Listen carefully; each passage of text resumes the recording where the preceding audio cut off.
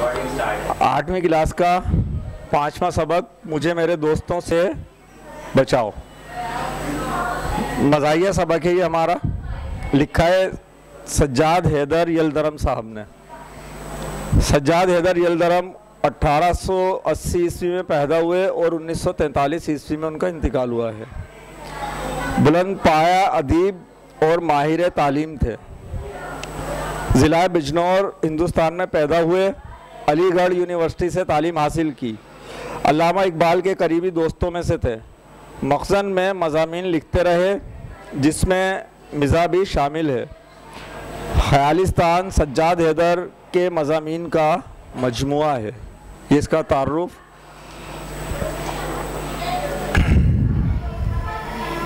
सबक पढ़ते हुए देखिए आपको क्या काम करना है। उन तमाम चीज़ों के नीचे ख़त खींचें जो किसी ना किसी दिलचस्पी की सरगर्मियां हैं, यानी कि पेशा, मशगला, वक्त गुजारी के तरीके वगैरह। सबक के मकासद देखिए। नंबर 1, शगुफ्ता तर्ज तहरीर या मिज़ा निगारी से रोशनास हो सकें। मिज़ा निगारी लिखने का जो मज़ाहिया तरीका है उससे आप लोग वाकिफ़ हो सकें। नंबर 2, मज़मून निगारी की हिस्से मिज़ा और दिलचस्प जुमलों का इदराक हासिल कर सकें। नंबर 3, ज़रबुल मिसाल के दुरुस्त और बरमहल इस्तेमाल को सीख सकें। ये जो तीसरा वाला है ये हमारा ग्रामर का काम है। सबक शुरू करते हैं। एक दिन दिल्ली में चांदनी चौक में से गुजर रहा था। एक दिन मैं दिल्ली चौक के चांदनी चौक से गुजर रहा था कि मेरी नज़र एक फ़कीर पर पड़ी जो बड़े मुअस्सर तरीके से हालत ज़ार लोगों से बयान करता जा रहा था। 2-3 मिनट के वक्फे के बाद दर्द से भरी हुई तकरीर उन्हीं अल्फाज और उसी पैराए में दोहरा दी जाती थी। ये तर्ज कुछ मुझे ऐसा ख़ास मालूम हुआ कि मैं उस शख्स को देखने और उसके अल्फाज सुनने के लिए ठहर गया। उस फ़कीर का कद लंबा, जिस्म खूब मोटा ताज़ा था और चेहरा एक हद तक खूबसूरत होता, मगर बदमाशी और बेहयाई ने सूरत मसख कर दी थी। दूसरा पैराग्राफ। ए भाई मुसलमानों, देखें ये इन्वर्टेड कॉमास में यहाँ पर वावेन के दरमियान लिखा हुआ है। ए भाई मुसलमानों, खुदा के लिए मुझ बदनसीब का हाल सुनो। मैं आफत का मारा 7 बच्चों का बाप हूँ। अब रोटियों का मोहताज हूँ और अपनी मुसीबत एक एक से कहता हूँ। मैं भीख नहीं मांगता। मैं ये चाहता हूँ कि अपने वतन को चला जाऊँ, मगर कोई खुदा का प्यारा मुझे घर भी नहीं पहुँचाता। भाई मुसलमानों, मैं गरीबुल वतन हूँ, मेरा कोई दोस्त नहीं। हाय मेरा कोई दोस्त नहीं। ये उस फ़कीर के अल्फाज थे, वावेल में मौजूद हैं। फ़कीर तो ये कहता हुआ और जिन पर उसके किस्से का असर हुआ उनकी खैरात लेता हुआ आगे बढ़ गया, लेकिन मेरे दिल में चंद ख़यालात पैदा हुए और मैंने अपनी हालत का मुकाबला उससे किया। कौन? जो शख्स सुन रहा है वो मुकाबला कर रहा है किससे?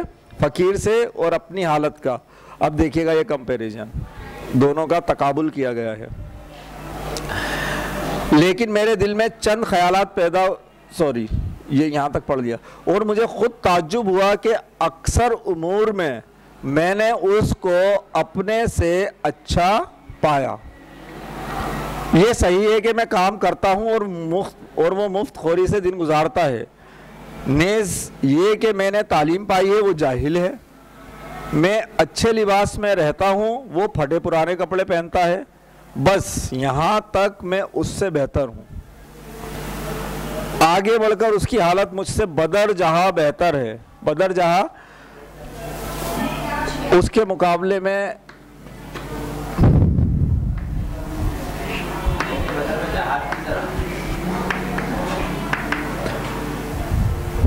बदर जहाँ बेहतर, उससे किसी कदर अच्छी। उसकी सेहत पर मुझे रश्क करना चाहिए।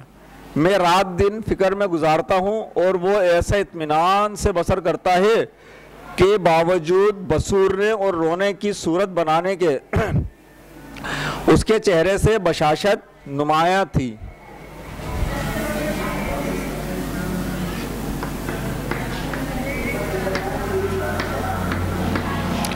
तरोताजगी। बड़ी देर तक मैं गौर करता रहा कि उसकी एक काबिल रश्क हालत किस वजह से है, और आखिरकार मैं इस बज़ाहिर अजीब नतीजे पर पहुंचा कि जिसे वो मुसीबत ख्याल करता है वही उसके हक में नेमत है। कौन सी नेमत देखिएगा ज़रा। वो हसरत से कहता है कि मेरा कोई दोस्त नहीं। मैं हसरत से कहता हूँ मेरे इतने दोस्त हैं, उसका कोई दोस्त नहीं। अगर ये सच है तो उसे मुबारकबाद देनी चाहिए। किसको? फकीर को। क्यों देनी चाहिए? उसका कोई दोस्त नहीं है। इसका मकसद सबसे बड़ी मुसीबत कौन है? दोस्त। देखते हैं कैसे।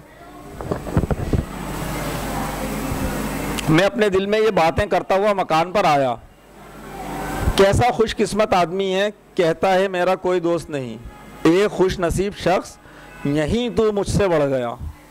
क्या असल में उसका कोई दोस्त नहीं जो मेरे दोस्तों की तरह दिन में 5 मिनट की भी फुर्सत ना दे? मैं अपने मकान पर एक मजमून लिखने जा रहा हूँ, मगर ख़बर नहीं कि मुझे ज़रा सा भी वक्त ऐसा मिलेगा कि मैं तख्लिया में अपने ख्यालात जमा कर सकूँ।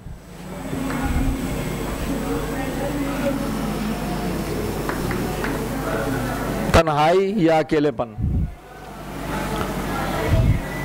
या जो स्पीच मुझे कल देनी है उसे सोच सकूं।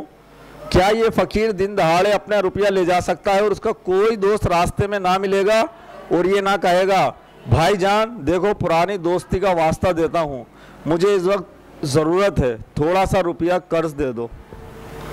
क्या उसके अहबाब वक्त बे वक्त उसे दावतों और जलसों में खींच कर नहीं ले जाते? क्या कभी ऐसा नहीं होता कि उसे नींद के झोंके आ रहे हों, मगर यार दोस्तों का मजमा है जो किस्से पर किस्सा और लतीफ़े पर लतीफ़ा कह रहे हैं मगर उठने का नाम नहीं लेते? ये सब वो बुराइयां जो दोस्तों में मौजूद होते हैं। दोस्त नहीं उठने देते ना, अबे यार बैठ जा थोड़ी देर और, अभी चले जाना, टाइम ही क्या हुआ है। ये काम करने बैठे, दोस्त आ गए, अबे भाई छोड़ इसको चल, या बैठ गए बातों में। अब वो गिनवा रहा है कि दोस्त होने के क्या क्या नुकसानात हैं। क्या उसे दोस्तों के ख़तों का जवाब नहीं देना पड़ता? क्या उसके प्यारे दोस्त की तसनीफ़ की हुई कोई किताब नहीं जो उसे खामखा पढ़नी पड़े और रिव्यू लिखना पड़े? क्या उसे अहबाब की वजह से शोर मचाना और हु हक करना नहीं पड़ता? क्या दोस्तों के यहाँ मुलाकात को उसे जाना नहीं पड़ता, और अगर ना जाए तो कोई शिकायत नहीं करता? सब पे सवालिया निशान है। अगर इन सब बातों से वो आज़ाद है तो कोई ताज्जुब नहीं कि वो हट्टा कट्टा है और मैं नहीफ़ो नज़ार हूँ।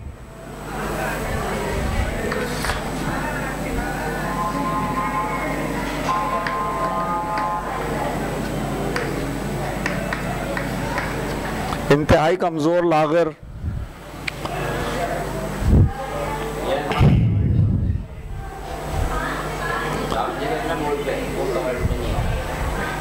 आ जाएंगे। या अल्लाह क्या इस पर भी शुक्र अदा नहीं करता? खुदा जाने वो और कौन सी नेमत चाहता है। लोग कहेंगे शख्स के कैसे बेहुदा ख्यालात हैं। किसके किसके बेहुदा ख्यालात हैं? फकीर के नहीं। जो शख्स बोल रहा है, ये बोलने वाला एक मुसन्निफ है, नकाद है, जो कि किताब पढ़ के अपने उसके दोस्त कोई बेमकसद सी किताब लिखते हैं, कोशिश करते हैं और उसे लाके भी देते हैं कि इसे पढ़ के चेक करो अच्छी लिखी है या नहीं। उस पर कमेंट्स भी लिखना है, अपनी स्पीच लिखनी है, कोई तकरीर लिखनी है, उसके ऊपर ये बोल रहा है।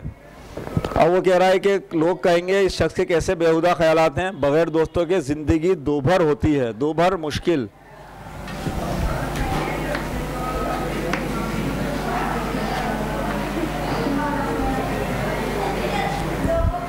और ये उनसे भागता है, मगर मैं दोस्तों को बुरा नहीं कहता। मैं जानता हूं कि वो मुझे खुश करने के लिए मेरे पास आते हैं और मेरे खैर तलब हैं, मगर अमली नतीजा ये है कि अहबाब का इरादा होता है मुझे फ़ायदा पहुंचाने का और हो जाता है मुझे नुकसान। चाहे मुझ पर नफरीन की जाए,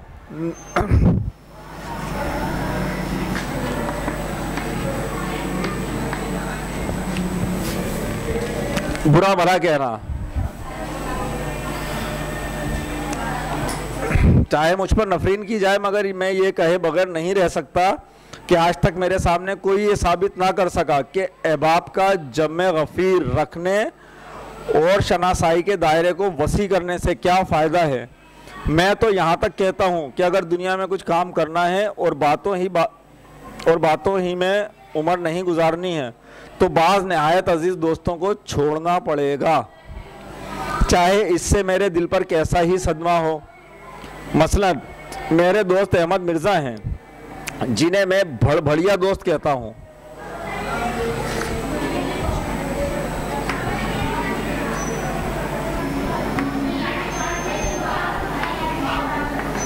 जो मुंह में आए बोल दे उस शख्स को कहते हैं भड़भड़िया। ये नहायत माकूल आदमी हैं और मेरी उनकी दोस्ती नहायत पुरानी और बेतकल्लुफ़ी की है, मगर हजरत की खसलत में ये दाखिल है कि 2 मिनट निचला नहीं बैठा जाता, सुकून से नहीं बैठते। खसलत आदत, जब आएंगे शोर मचाते हुए, चीज़ों को उलट पुलट करते हुए, गर्ज ये उनका आना भूचाल के आने से कम नहीं है। जब वो आते हैं तो मैं कहता हूँ कोई आ रहा है, क़यामत नहीं है। उनके आने की मुझे दूर से खबर हो जाती है, बावजूद ये कि मेरे लिखने पढ़ने का कमरा छत पर है। अगर मेरा नौकर कहता है कि मियाँ इस वक्त मैं बहुत मशगूल हूँ, तो वो फ़ौरन चीखना शुरू कर देते हैं कि कमबख्त को अपनी सेहत का भी तो कुछ ख्याल नहीं। नौकर की तरफ मुखातिब होकर, खैराती कब से काम कर रहे हैं? खैराती जवाब देता बड़ी देर से। तौबा तौबा, अच्छा बस मैं 1 मिनट उनके पास बैठूंगा, मुझे खुद जाना है। छत पर होंगे ना, मैं पहले ही समझता था। ये खुद ही बड़बड़ाए जा रहे हैं, खैराती के जवाब का भी इंतज़ार नहीं कर रहे। ये कहते हुए वो ऊपर आते हैं और दरवाजे को इस जोर से खोलते हैं कि गोया कोई गोला आके लगा। आज तक उन्होंने दरवाज़ा खटखटाया नहीं और आंधी की तरह दाखिल होते हैं। हा, आखिर तुम्हें मैंने पकड़ लिया, मगर देखो मेरी वजह से अपना लिखना बंद मत करो। मैं हर्ज करने नहीं आया, हर्ज नुकसान करने नहीं आया। खुदा की पनाह किस कदर लिख डाला है, कहो तबीयत तो अच्छी है। मैं तो सिर्फ ये पूछने आया था, वल्लाह मुझे किस कदर खुशी होती है कि मेरे दोस्तों में एक शख्स ऐसा है जो मजमून निगार के लफ्ज़ से लफ्ज़ से पुकारा जा सकता है। लो अब जाता हूँ, मैं बैठूंगा नहीं, 1 मिनट नहीं ठहरने का, तुम्हारी खैरियत दरियाफ्त करनी थी, खुदा हाफिज़। ये कहकर वो नहायत मोहब्बत से मुसाफा करते हैं और अपने जोश में मेरे हाथ को इस कदर दबा देते हैं कि उंगलियों में दर्द होने लगता है और मैं कलम नहीं पकड़ सकता। ये तो अलहदा रहा, अपने साथ मेरे कुल ख्यालात को भी ले जाते हैं। ख्यालात को जमा करने की कोशिश करता हूँ, मगर अब वो कहाँ। और देखा जाए तो मेरे कमरे में 1 मिनट से ज़्यादा नहीं रहे। ये बात बिल्कुल सही है, 1 मिनट से ज़्यादा नहीं रुकते। ताहम वो अगर घंटों रहते तो इससे ज़्यादा नुकसान ना करते। एक अदीब का, लिखने वाले का सबसे बड़ा नुकसान क्या है? जो उसके ख्यालात चल रहे हैं उसका तसलसल तोड़ दिया जाए। वो 1 मिनट में ये काम कर गुजरते हैं। और अदीब कह रहा है कि अगर वो इसके बाद घंटों भी रहे ना तो भी फ़र्क नहीं पड़ता, और 1 मिनट में चले गए तो भी कोई बात नहीं, अब लिखने के काबिल नहीं रहा। क्या मैं उन्हें छोड़ सकता हूँ? मैं इससे इनकार नहीं करता कि मेरी और उनकी दोस्ती बहुत पुरानी है और वो मुझसे भाइयों की तरह मोहब्बत करते हैं। ताहम मैं उन्हें छोड़ दूंगा, हाँ छोड़ दूंगा, अगर चाहे कलेजे पर पत्थर रखना पड़े। और लीजिए, दूसरे दोस्त मोहम्मद तहसीन हैं। ये बाल बच्चों वाले साहिब हैं और रात दिन इन्हीं की फिक्र में रहते हैं। जब कभी मिलने आते हैं तो तीसरे पहर के करीब आते हैं, जब मैं काम से तो फारिग हो चुकता हूँ, लेकिन इस कदर थका हुआ होता हूँ कि दिल यही चाहता है कि 1 घंटा आराम कुर्सी पर खामोश पड़ा रहूं, मगर तहसीन आए हैं और उनसे मिलना ज़रूरी है। उनके पास बातें करने के लिए सिवाय अपनी बीवी बच्चों की बीमारी के और कोई मजमून ही नहीं। मैं कितनी ही कोशिश करूं मगर वो इस मजमून से बाहर नहीं निकलते। अगर मैं मौसम का जिक्र करता हूं तो वो कहते हैं हाँ बड़ा ख़राब मौसम है, मेरे छोटे बच्चे को बुखार आ गया है, मंझली लड़की खांसी में मुब्तला है। अगर पॉलिटिक्स या लिटरेचर के मुतालिक गुफ्तगू शुरू करता हूं तो तहसीन साहब फ़ौरन माजरत पेश करते हैं कि भाई आजकल घर भर बीमार है, मुझे इतनी फुर्सत कहाँ के अखबार पढूं।